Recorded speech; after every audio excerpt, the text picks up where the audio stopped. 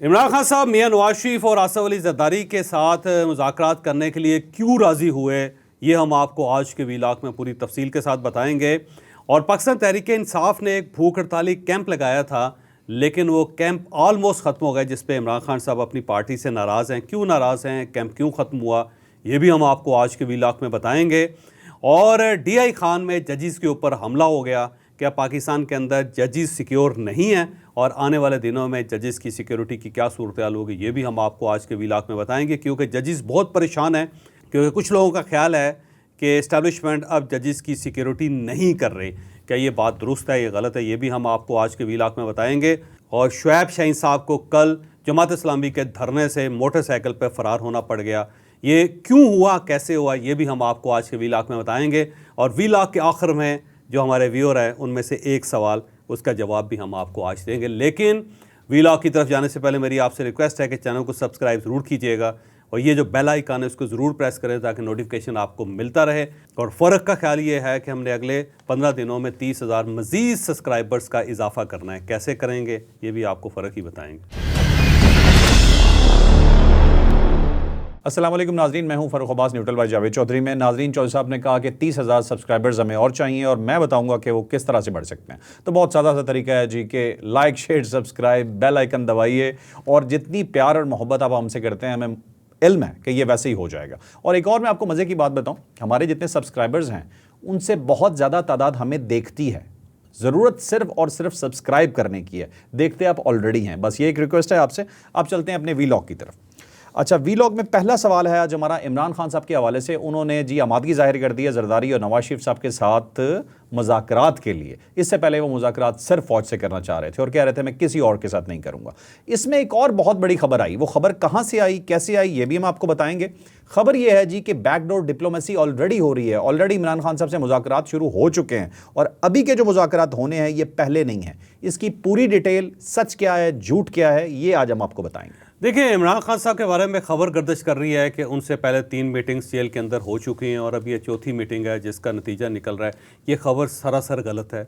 इस किस्म की कोई पेशरफ्त जेल के अंदर नहीं हुई, ना ही इमरान खान साहब के साथ कोई यूनिफॉर्म्ड या अनयूनिफॉर्म्ड आदमी जाके मिला है और उसने ना ही कोई इमरान खान साहब को किसी किस्म का की पेशकश की है, को ऑफ़र की है। ये खबर 100% गलत है और मैंने इसको कंफर्म किया है हर सेक्टर से जहाँ से ये मुज़ाकरात हो सकते हैं, जहाँ से मुज़ाकरात इनिशिएट हो सकते हैं। हाल बता एक बात एक हद तक दुरुस्त है कि कुछ पार्टी के अंदर ऐसे लोग मौजूद हैं जिनका इस्टेब्लिशमेंट के साथ ताल्लुक़ है। ये इमरान खान साहब ये समझते हैं कि वो इस्टेब्लिशमेंट के बंदे हैं।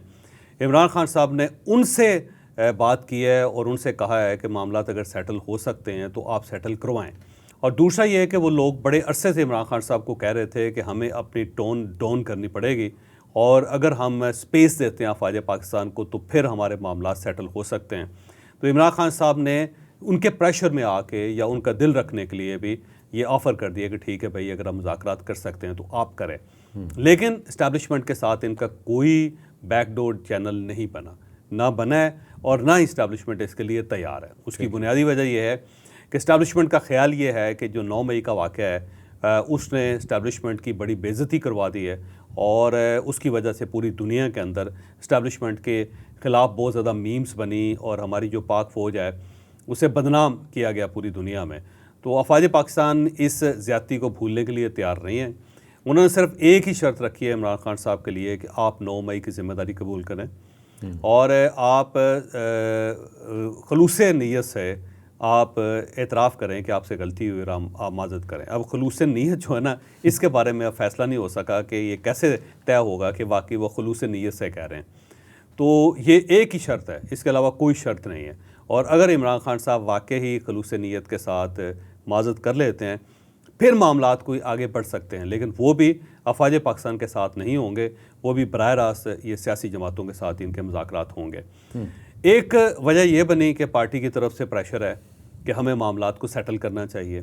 दूसरी वजह यह बनी कि पार्टी के अंदर वो लोग जिनका टिल्ट है एस्टेब्लिशमेंट की तरफ, वो बार बार इमरान खान साहब से कह रहे थे कि हमें कोई दरमियान का रास्ता निकालना चाहिए। तो इन दोनों वजूहात से इमरान खान साहब ने हामी भरी। और तीसरी और आखिरी वजह जो बड़ी दिलचस्प है वो है महमूद अचकज़ई साहब की। महमूद अचकज़ई साहब को इमरान खान अपने करीब लेकर आए और माजी में आपको याद होगा कि महमूद अचकज़ई साहब के बारे में इमरान खान साहब क्या क्या नहीं कहते थे, लेकिन बहरहाल इमरान खान साहब उससे पीछे हटे। महमूद अचकज़ई साहब के लिए उन्होंने दरवाजे खोले। पार्टी महमूद अचकज़ई साहब के पास बार बार गई और महमूद अचकज़ई साहब की सरबराही में एक ग्रैंड अलाइंस बना जो अपोजिशन का। और फिर शुरू में इमरान खान साहब ने उनको ये ऑफ़र की कि अगर किसी जगह सेटलमेंट हो सकती है तो आप करें। फिर अचकज़ई साहब थोड़े से आगे बढ़े तो पीछे से इमरान खान खिसक गए और उन्होंने बार बार ये कहना शुरू कर दिया कि मैं 3 पार्टीज़ के साथ तो मुज़ाकरात नहीं करूँगा, मैं पाकिस्तान पीपल्स पार्टी से नहीं करूँगा, पाकिस्तान मुस्लिम लीग नून से नहीं करूँगा और MKM से नहीं करूँगा। तो फिर महमूद अचकज़ई साहब की तरफ से एक सवाल डेवलप होना बजा था कि अगर हमने इनके साथ मुज़ाकरात नहीं करने तो फिर किन के साथ करने के तो अब अगर इमरान खान साहब ही कहते हैं कि इस्टेब्लिशमेंट के साथ मुज़ाकरात करने हैं तो वो महमूद अचकज़ई साहब नहीं कर सकते, क्योंकि महमूद अचकज़ई और इस्टेब्लिशमेंट के दरमियान ठीक ठाक इख्तलाफात हैं। ये दोनों एक दूसरे के साथ राब्ते में भी नहीं हैं और ये दोनों एक दूसरे के साथ राब्ते में हो भी नहीं सकते, ये एक दूसरे के साथ नहीं बैठ सकते। तो फिर महमूद अचकज़ई साहब की फिर इमरान खान साहब को कोई ज़रूरत नहीं थी, पार्टी को भी कोई ज़रूरत नहीं थी। तो अचकज़ई साहब की तरफ से बार बार ये कहा जाता था कि अगर आपने मुझे मैंडेट दिया है तो फिर आपको चाहिए कि मुझे आप मौका दें कि मैं जाके सियासी क़यादत के साथ, मुख्तलिफ़ पार्टीज़ की सियासी क़यादत के साथ बात करूँ ताकि वहाँ से मामला सेटल हो। तो अब इमरान खान साहब के पास 2 ही चॉइसेस थी। एक चॉइस ये थी कि वो महमूद अचकज़ई साहब को लूज़ कर बैठें और महमूद अचकज़ई साहब सलाम करें और कोयटा वापस चले जाएँ और उसके बाद पाकिस्तान तहरीक इंसाफ के साथ उनका ताल्लुक़ ख़त्म हो जाए। और दूसरा ये है कि उनको वो मौका दें कि वो ज़रदारी साहब के साथ भी बात करें, नवाज शरीफ साहब के साथ भी बात करें। तो महमूद अचकज़ई साहब को इसलिए एक एहतमाम हुज्जत के लिए उन्हें मौका दिया है कि आप जाएँ और ज़रदारी साहब से बात करें और नवाज शरीफ साहब से बात करें।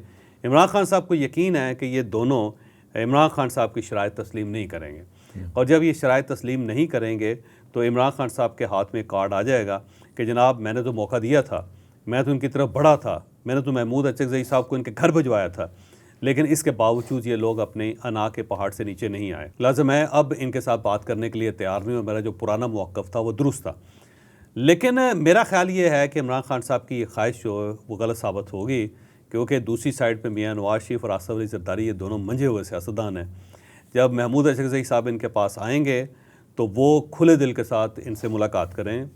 मुलाकात करने के बाद इनसे ये पूछेंगे कि क्या इमरान खान साहब ने आपको ख़ुद ये मैंडेट दिया है या फिर आप अपने तौर पे ये फ़ैसला कर बैठे हैं कि जी हम जो सेटल करेंगे इमरान खान साहब मान जाएंगे। तो महमूद अचकज़ई साहब का यही कहना होगा कि जी मुझे तो मैसेज आया है और इमरान खान साहब ने वाज़ेह तौर पे कहा है और जेल के अंदर उन्होंने रिपोर्टर से भी कहा है, तो मेरे पास ये मैंडेट है। तो फिर उनसे कहा जाएगा कि आप जाएँ पहले और जाके इमरान खान साहब से मुलाकात करें और मुलाकात करके उनसे एक क्लियर मैसेज लेकर आएँ कि क्या वो हमारे साथ बात कर सकते हैं या बात करने के लिए तैयार हैं या नहीं है। अब अचकज़ई साहब अगर इमरान खान साहब के पास जाएंगे तो इमरान खान साहब को अब 2 चॉइसेस में से एक चॉइस लेनी पड़ेगी।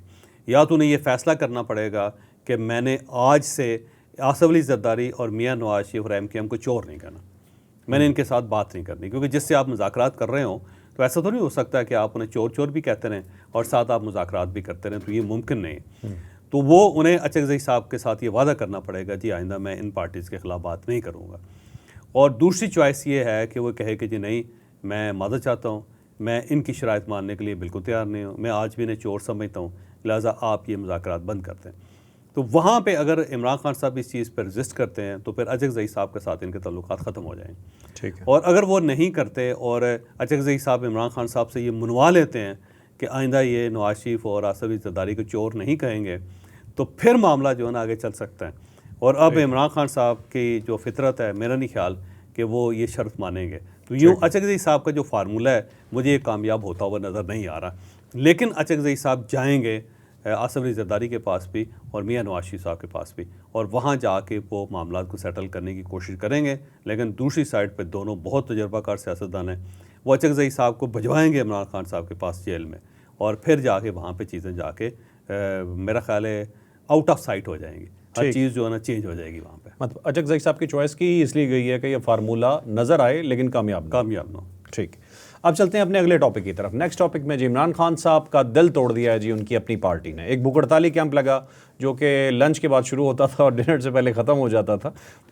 ये भूख हड़ताली कैंप, इसका क्या हशर हुआ और इसके अंदर लेटेस्ट न्यूज़ हमारे पास क्या आई है ये आपको बताते हैं। अच्छा, इमरान खान साहब ने जेल के अंदर रिपोर्टर से एक मरतबा बात करते हुए कहा था कि मैं भूख हड़ताल के बारे में सोच रहा हूँ, मैं भूख हड़ताल का ऐलान कर दूंगा, अनकरीब ऐलान कर दूंगा। हमने उस वक्त भी वीलॉग में ये बताया था कि इमरान खान साहब अपनी हेल्थ के बारे में बहुत कॉन्शियस हैं, वो अंधाधुंध ये नहीं करेंगे और वो मौसम को ज़रा बेहतर होने का इंतज़ार करेंगे कि जब अक्टूबर हो, मौसम ज़रा बेहतर हो जाए और डिहाइड्रेशन का ख़तरा ना हो, ह्यूमिडिटी ना हो, ज़्यादा गर्मी ना हो, तो फिर इमरान खान साहब एक भूख हड़ताल का ऐलान करेंगे और शायद वो कार्बन भी हो जाए उस पर, वो स्टार्ट भी कर लें।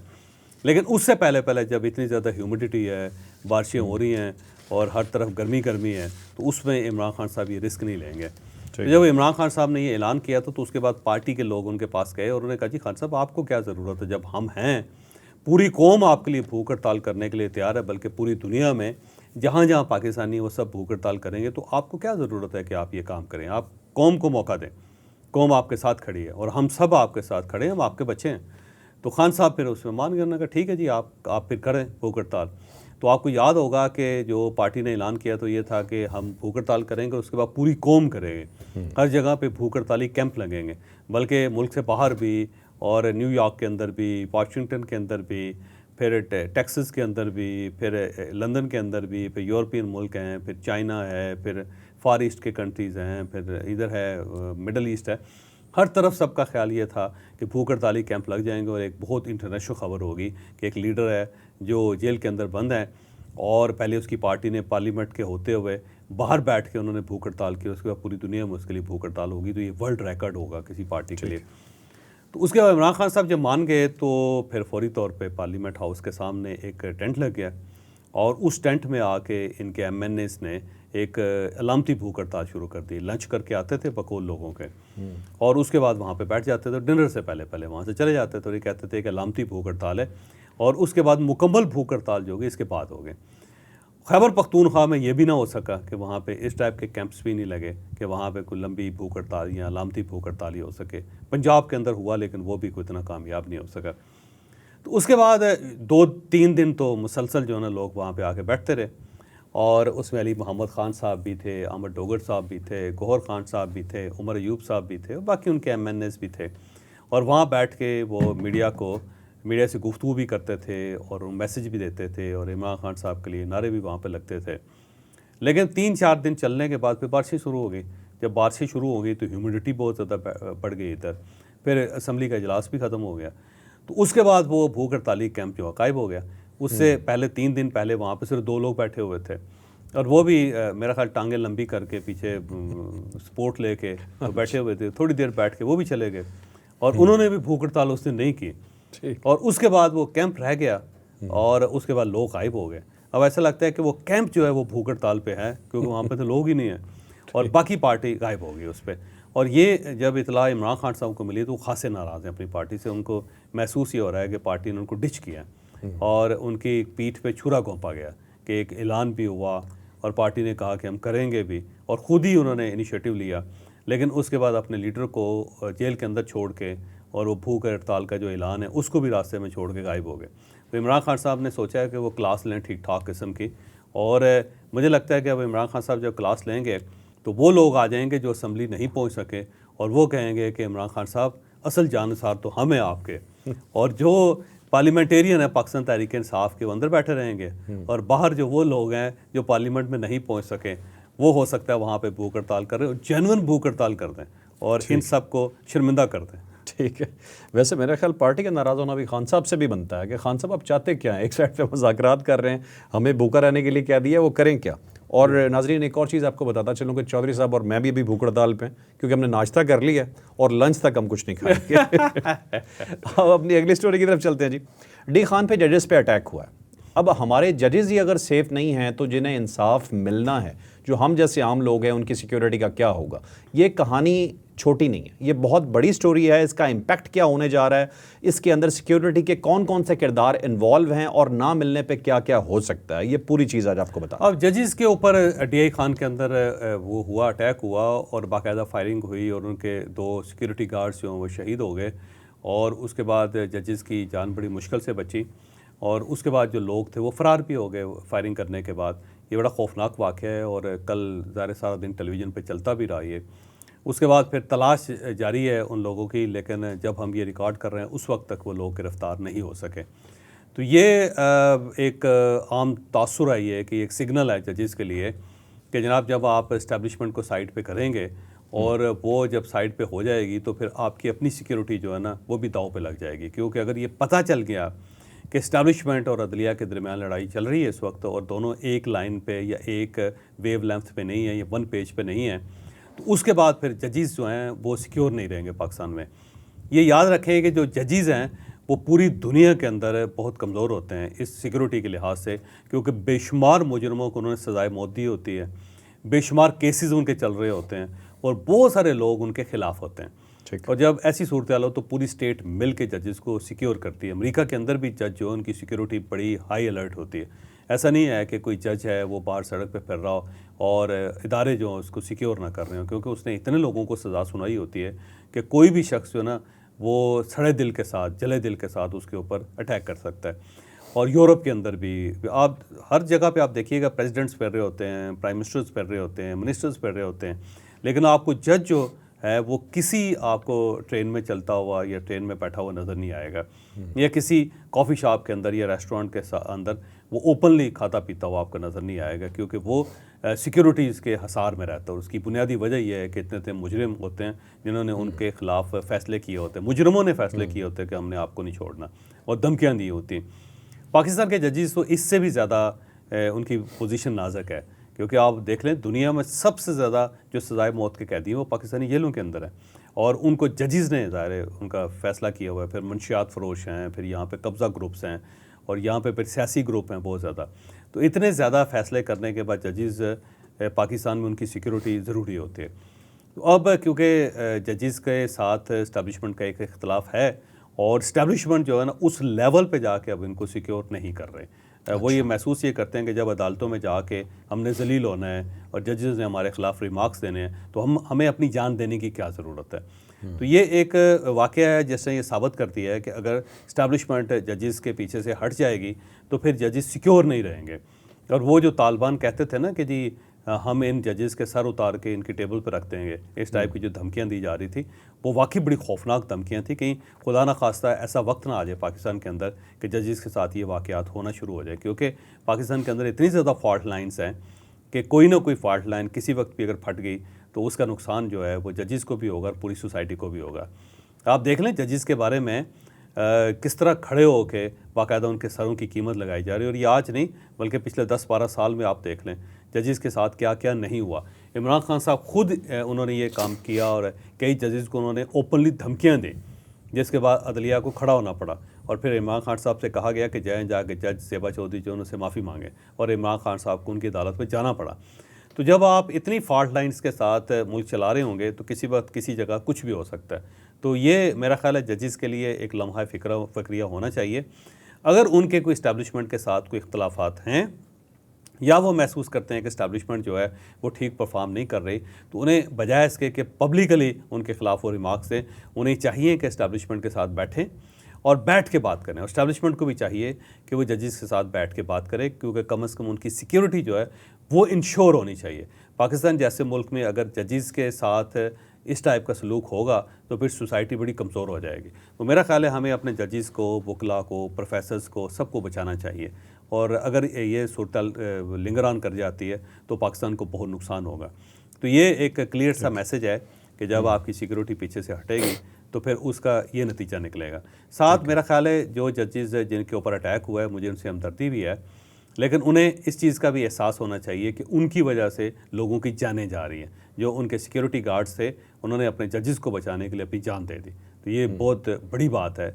और ये जो लोग हैं ये भी ज़ाहिर है किसी माँ के बेटे हैं, किसी बाप के बच्चे हैं, ये भी किसी बीवी के खामद हैं और किसी बच्चों के बाप हैं।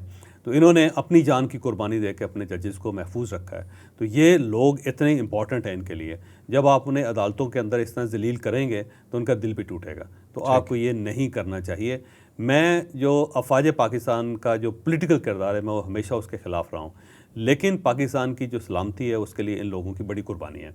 आप किसी सरहद पे देख लें, बल्कि फ़र्क आप बड़ा देख के हैरान रहेंगे कि 9/11 के बाद पाकिस्तानी अफवाज जो है वो मुसलसल हालत जंग में है। यानी पिछले 25 साल से कोई ऐसा दिन नहीं गुजरा कि जिसमें अफवाज पाकिस्तान ने पाकिस्तान के अंदर जंग न लड़ी हो।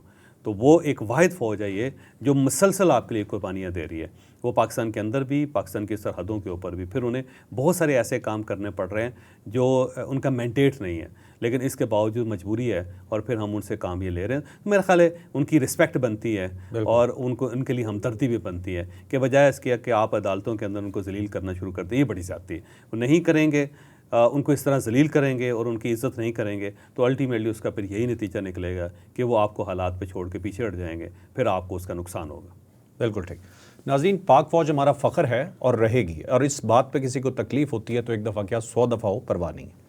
अब चलते हैं जी अपनी अगली स्टोरी की तरफ। अगली स्टोरी है जी हमारी शोएब शाहीन साहब के हवाले से। शोएब शाहीन साहब धरने में गए जमात इस्लामी के जो इस वक्त पिंडी में हो रहा है, और उसके बाद उन्हें मोटरसाइकिल पे भागना पड़ गया। बहुत अच्छे, वो आप जानते हैं कि हमारे दोस्त हैं, बड़े ज़बरदस्त आदमी हैं और इन्होंने पार्टी का साथ उस वक्त दिया जब पार्टी सारी फरार हो गई थी, तितर बितर हो गई थी। ये बंदा जो है ना बड़ा साहिब किरदार निकला है और इसने अपना नुकसान किया है। इन्होंने अपना वकालत का नुकसान किया, मसलसल अपने पैसे खर्च किए, अब अपनी सिक्योरिटी लेके वो घूमते फिरते हैं और पार्टी से लिया इन्होंने कुछ नहीं, पार्टी को दिया बहुत ज़्यादा। और जैसे कहते हैं जान हथेली पर रख के चलना, तो ये वो बंदा है कि इसने जान हथेली पर रख के इसने पार्टी को सर्व किया है। लेकिन पार्टी ने बहरहाल इनकी कदर भी नहीं की। अब जाकर उनको सेक्रेटरी इत्तलात बनाया जब रऊफ़ हसन साहब जेल के अंदर चले गए। तो कल ये जमात इस्लामी के धरने में गए थे और वहाँ पे इन्होंने एक बड़ी धुआंधार तकरीर की। उसमें मुक़्तदरा जो थी उसको इन्होंने वार्निंग दी कि मैं आपको वार्निंग दे रहा हूँ कि अगर आपने अपने मामला ठीक ना किए तो फिर पाकिस्तान के अंदर वो होगा जो आप तसव्वुर भी नहीं कर सकते। तो बड़ी इन्होंने धांसू किस्म की तकरीर वहाँ पे की थी और उसके बाद इन्होंने कहा कि यहाँ पे सिर्फ जमात इस्लामी नहीं है बल्कि पूरी कौम यहाँ पे खड़ी है और पूरी कौम बाहर निकल आई है। मुक़्तदरा को देखना चाहिए इस चीज़ का। उसके बाद जब ये स्टेज से उतरे तो वहाँ पे लोगों ने पैनिक सा क्रिएट कर दिया इनके कान में, इनके वर्कर्स के कान में, जमात इस्लामी को एक पैनिक क्रिएट किया कि जी बस ये गिरफ़्तार होने लगे, बस ये गिरफ़्तार होने वाले, पुलिस आ गई हुई है, बस वो खुफिया इदारे आ गए हुए हैं, डाले बार खड़े हुए हैं और बस ये जूँ ही नीचे उतरेंगे तो इनको पकड़ लिया जाएगा। एक ऐसा उन्होंने पैनिक क्रिएट किया कि जमात इस्लामी भी और इनकी पार्टी भी घबरा गई। उन्होंने कहा कि चलें भागें यहाँ से। शहरयार रियाज साहब भी थे उनके साथ। उन्होंने कहा जी आप निकलें यहाँ से, निकलें, बस 1-2 मिनट रह गए हैं, बस वो पहुँचने वाले हैं और आप गिरफ़्तार होने वाले हैं। और उसके बाद इनको मोटरसाइकिलों में बिठा के वहाँ से भगाया और साथ इनकी बाकायदा फुटेजेस बना के उनको वायरल भी कर दिया कि देखें जी ये भाग गए जी, भाग गए। तो मेरा ख्याल है इस टाइप का कोई वाक़या था नहीं, एक जानबूझ के पैनिक क्रिएट किया गया था ताकि ये ज़रा घबरा जाएँ और इनके पार्टी के लोग भी घबरा गए थे। लेकिन मुझे पता था कि शोएब शाहीन घबराने वाले बंदे नहीं हैं, वो नहीं घबरा रहे थे। लेकिन जो दाएं बाएं लोग मौजूद थे उन्होंने निकलो बस मज़ाइल आया। और उसके बाद उन्होंने इनको मोटरसाइकिल पे बिठा के दौड़ा दिया वहाँ से और फिर वो जो फुटेज है उसको वायरल कर दिया गया। तो ये बेसिकली शोएब शाहीन साहब के ख़िलाफ़ साजिश थी। वो सोशल मीडिया के ऊपर इनके टिकटॉक्स बनने थे और इनकी ट्रोलिंग होनी थी। ये ट्रोलिंग का सारा फार्मूला है जिसकी वजह से। तो शोएब शाहीन साहब को मेरा मशवरा है कि आइंदा आप घबराएं ना, ये सिर्फ और सिर्फ आपको डराने के लिए किया जाता है, जबकि आप डरने वाले नहीं हैं। ठीक है। और चौधरी साहब, मेरा ख्याल कोई भी अपनी मर्जी से खुशी से गिरफ्तार होना भी नहीं चाहेगा, नहीं होना चाहिए, क्यों गिरफ्तार हो यार। ठीक है नाज़रीन, अब चलते हैं अपने सवाल की तरफ। सवाल किया है जी शिराज कुरैशी साहब ने। शिराज कुरैशी साहब बहुत शुक्रिया सबसे पहले तो वीलॉग देखने का और सवाल करने का। आपके सवाल का हम आपको जवाब दे रहे हैं। क्वेश्चन है चौधरी साहब, सर किसी के कॉल फेल से मुसलसल मुल्क को नुकसान हो रहा हो, मुल्क शदीद अदम इस्तेहकाम से दो चार हो और शऊर और तसलसल से मुल्क के ख़िलाफ़ इक़दाम कर रहा हो, तो इसे क्या कहेंगे? सर ये मेरा ख्याल है एक बेवकूफ़ी है जी। और मैं यकीन करें कि कुरैशी साहब, पाकिस्तान के अंदर नहूसत का इस वक्त साया है और हम किसी बहुत बड़ी नहूसत का शिकार हैं और उस नहूसत की वजह से हमारी अकल माऊफ हो गई। हमें ना अच्छाई नज़र आती है ना बुराई नज़र आती है और ऐसे लगता है जैसे हम सायों के पीछे दौड़ रहे हैं। और ये बड़ी बदकिस्मती है हमारी कि हम चीज़ों को एनालिसिस ही नहीं उसका कर पा रहे। हमें अंदाज़ा ही नहीं है कि कितनी फॉल्ट लाइन्स हैं यहाँ पे और हम कितने बड़े ख़तरे में इस वक्त घिरे हुए हैं। थोड़ी सी एक चिंगारी फूटने की देर है और पाकिस्तान जो उसका बड़ा नुकसान हो जाएगा। और ये सब कुछ जो किया जा रहा है ये फ़ॉरेन फंडेड है, ये बाहर से हो रहा है और उसका सिर्फ एक मकसद है और उसका मकसद सिर्फ ये है कि पाकिस्तान से एटमी ताकत छीनना। ये वाहिद इस्लामी न्यूक्लियर पावर है और इसे आप ये समझें कि इससे महरूम करने की कोशिश की जा रही है। और दूसरा, अफवाज पाकिस्तान जो वो इस वक्त ज़ाहिर सेवियर है पाकिस्तान की, एक ही इदारा बचा है जो डिसिप्लिन्ड है। और चलें अभी सैलाब आ गए हैं तो उस वक्त भी अफवाज पाकिस्तानियों को बचा रही है, सैलाब में अंदर पानी के अंदर घिरे हुए लोगों को, उसको तोड़ना। तो सिर्फ यही मकसद है और उसका नुकसान ये होगा कि पाकिस्तान खुदा न खास्ता 3-4 हिस्सों में तकसीम हो जाएगा। तो ये बेसिकली एक बैनुल कौमी साजिश है और मैं ये नहीं कहूँगा कि इमरान खान साहब उस साजिश का हिस्सा हैं या वो एलिमेंट के तौर पे हो रहा है, लेकिन ये बात दुरुस्त है कि इमरान खान साहब को इस्तेमाल किया जा रहा है क्योंकि इमरान खान साहब पॉपुलर हैं, इमरान खान साहब का फेस है, लोग उनकी बात पे यकीन करते हैं और इस वक्त उनके दिल में हेट है अफवाज पाकिस्तान के लिए भी, सियासी जमातों के लिए भी और पाकिस्तान के उन तमाम लोगों के लिए जो इस वक्त उनको सपोर्ट नहीं कर रहे।